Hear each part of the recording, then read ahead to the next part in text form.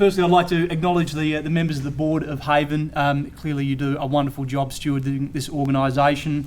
I'd acknowledge all of the honoured guests and all of the staff in the room, ladies and gentlemen from the public, and of course Ken himself. It really is an absolute delight to be here today in what I'm told is the centre of the universe. Apparently there is a marker somewhere close to Ken's office that says something similar to that.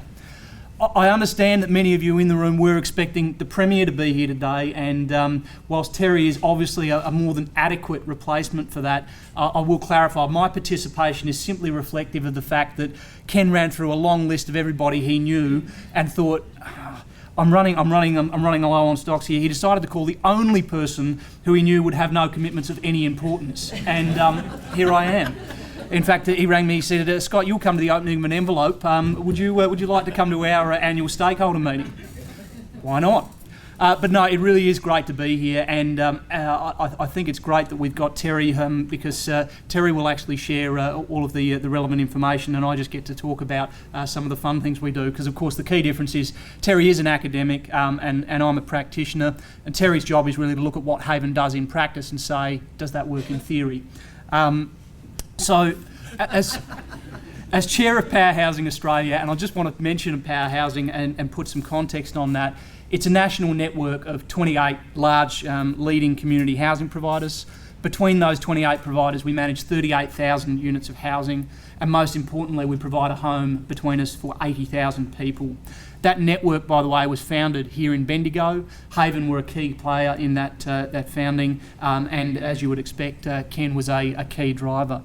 I also have the privilege of currently being the Vice Chair of the International Housing Partnership, which through Power Housing Australia and country networks in the US, UK and Canada, connects 175 high-capacity housing providers in 4 countries, who between them manage 1 million homes, housing 2.5 million people.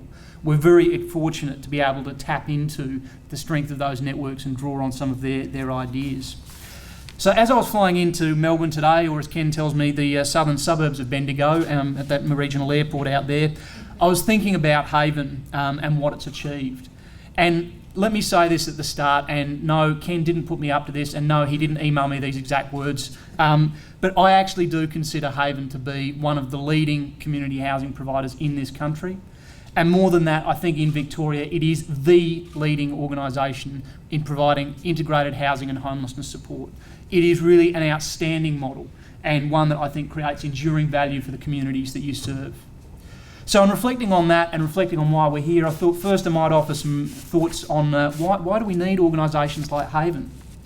Well, these might seem like an obvious statement, but housing is the foundation of a strong economy and the backbone of a civil society. It's widely acknowledged as the critical ingredient for people to increase their social and economic participation. It is both a fundamental need and a basic human right.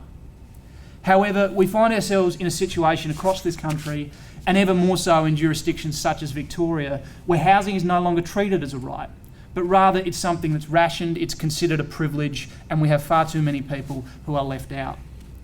There are a range of policy settings that have contributed to this, and I won't attempt to regurgitate the vast amounts of research that Terry and others have done that show both the current challenges faced by our housing system, but also the projected future if things don't change. And as I say, Terry will be able to quote you all of the statistics. I'm really setting you up for this, but I will say I don't use statistics because 37% of my statistics are made up and the other 80% never add up. What I can say is that without doubt, on the current trajectory, our social housing system around this country is broke and broken. The system has been a critical safety net for Australians. It's often been a pathway as people have sought security of tenure and affordability while they've addressed other issues in their lives. It's provided generations with an opportunity to build the necessary pathways into market rent or home ownership. It's been that springboard of opportunity. Or it's provided refuge from the challenges of life when people have fallen on hard times. Failure to address the trajectory of this system is simply unacceptable. In every jurisdiction around Australia, the net number of social housing units is declining under the weight of a public housing system that was once the envy of the world and is now increasingly being crippled under a range of policy settings that have entrenched and residualised it to the extent that the system is now devouring itself in the process of trying to survive. In Victoria, I understand the early housing category, that is for emergency shelter, has reached almost 10,000 applications statewide. According to the latest September quarter figures, the total waiting list has now hit 34,726 applications here in Victoria. And if you extend beyond social housing and consider the broader need for affordable housing, for those who perhaps aren't in such dire need that they qualify for the social housing system but yet have limited housing choices, there is an ever greater and growing need in that space. Key workers, people living with a disability, people in low-paid jobs, everyday Australians who are struggling, they need affordable housing. And national estimates suggest that we need some 220,000 plus affordable homes, and we need them today. And I put it to you that really affordable housing is not just about the immediate impacts on an individual family. Families will stretch their weekly budget, and some will struggle through and find the 50 to 60% of their income consumed by their housing costs to keep a roof over their heads. They might go without the essentials, and they'll live under the constant stress of whether they can pay their bills. But that impact's not just felt by that family, it's also felt in the broader economy. Because as a greater proportion of their income is consumed in housing costs, there's less available to spend on other goods and services. They go without essential items, but they also have no capacity to invest in education and training and the things that will grow our economy and strengthen our society. So the impact is much broader than just that household. An affordable home provides the opportunity for a family to be a productive economic and social social unit.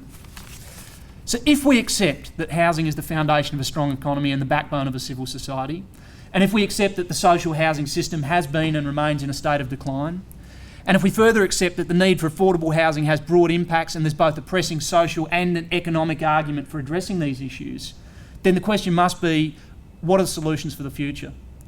And in this environment, it is absolutely critical that every person in this room goes away with a clear message that we must not accept that our housing future will be any worse than our housing present.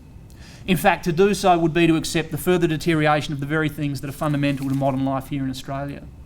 So what's the role of community housing in this environment, and what are some of the challenges we face? Well, organisations like Haven are a flexible and institutional type mechanism to combine a number of different policy and funding settings to maximise and optimise social and affordable housing. We are the cocktail mixers of the housing world. We are the barman that combines the ingredients to deliver something. We also play a pivotal role as community anchors. We ensure that it's not just about the bricks and mortar, but we are here to make sure that that is a part of the solution, and we ensure that the impact is about more than a house. It's about building the capacity of individuals within those houses and of the communities that we're working within to contribute to a better quality of life for everyone in our society, regardless of their socio-economic status. Haven has proven throughout its history that it is willing, able, and in fact has a burning ambition to deliver, to do more, to make an impact, to put the houses on the ground and put the models of support around it that are going to change people's trajectory. Haven's proven that it wants to serve the community here in Bendigo, and increasingly over the last few years to expand that reach across the state of Victoria. So one of the other roles that we should be playing as community housing providers is to consistently remind government that we're here for the community. We are mission-driven organisations. Most community housing providers, and certainly Haven as a case in point, have existed long before the current term of government and will exist long after the current term of government, much to their annoyance, perhaps at times. But it's really incumbent on us to work with government and try and influence policy in the way that will serve the long-term interests. On that basis, we are the stewards of the future in an environment where the political cycle is increasingly focused on the current term or on the next election. Housing policy is complex, it needs leadership, and certainly the work we do is not without risk. Around the country, we've seen experiences of policy solutions being run hot and cold. The introduction of fantastic programs with great potential that can really make a difference that are suddenly switched off at the whim of perhaps a particular minister or at a change of government, or simply because the naysayers have won over.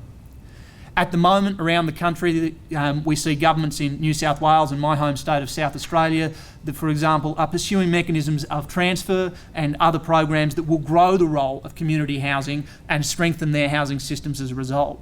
Tasmania has been a leading example where they have pursued transfers of public housing to the non-government community housing sector. Some 35% of their social housing system is now run by community housing providers.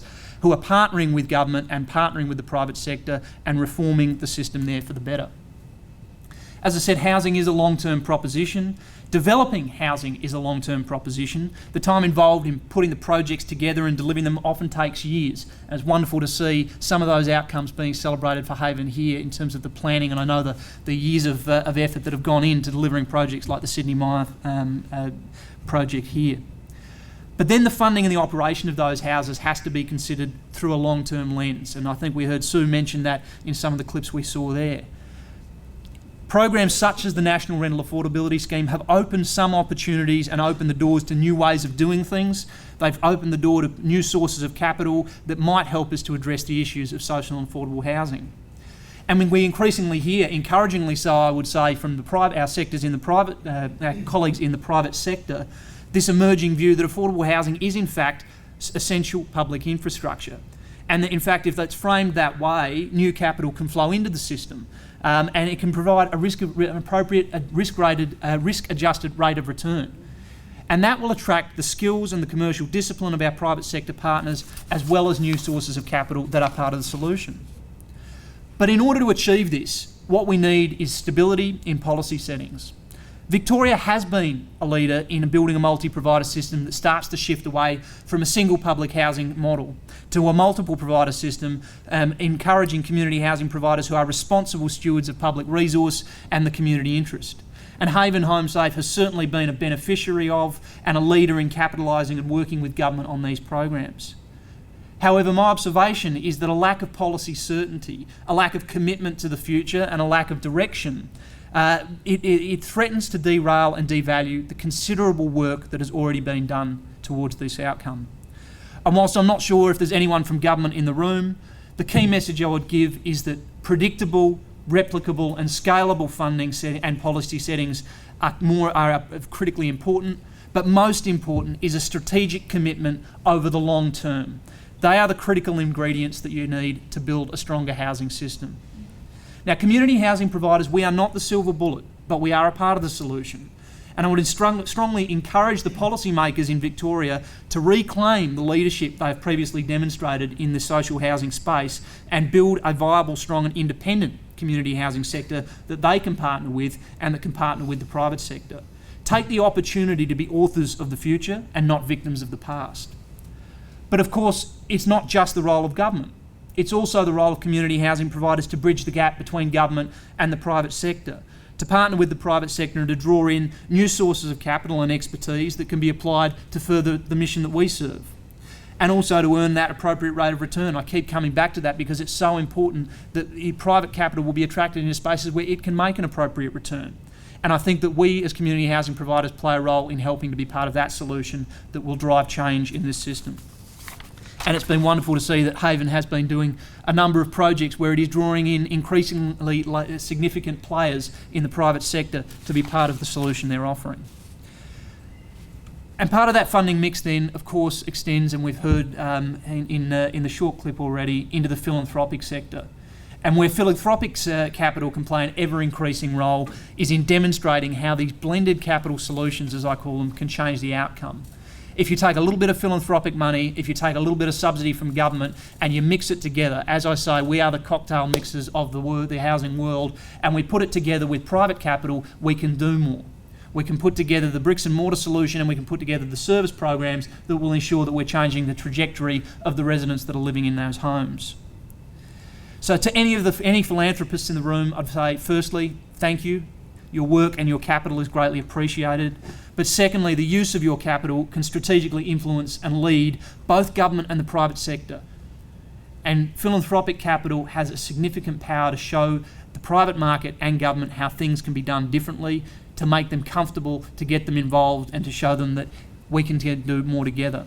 You are a critical part of the mix and we'll certainly make the cocktails if you provide the spirit. The future success of organisations like Haven HomeSafe is dependent on a strong and independent sector that has a mature relationship with government and it engages with the private sector. It must be a sector that operates within an appropriate regulatory system, and I pay homage to the Victorian regulator. Sorry, Ken, did I get that right? Yes, good, okay. Your review's coming up soon. Good, thank you, Anthony. But appropriate regulation is very important to give confidence that we are, in fact, effective stewards of the public trust and investment that is manifested in our organisations. But most importantly, and that's evidenced by today, we are accountable to the communities that we serve. Providers that engage with and work with our residents, we do things with our residents, we don't do things to them. And I think that's evident in the room here today. So in closing, I would say that I think if you've walked through the front door of a Haven service, as I've had the opportunity to do, and if you've been greeted at the door, and if you've seen the service model that respects the needs of the individual and it seeks to match it to those available resources, you'll see the elements of the cocktail being blended and the outcomes that can be achieved. You'll see the elements of success, and I think today is a celebration of what Haven has achieved, and more so, the foundation has been laid for what Haven can achieve into the future. Thank you.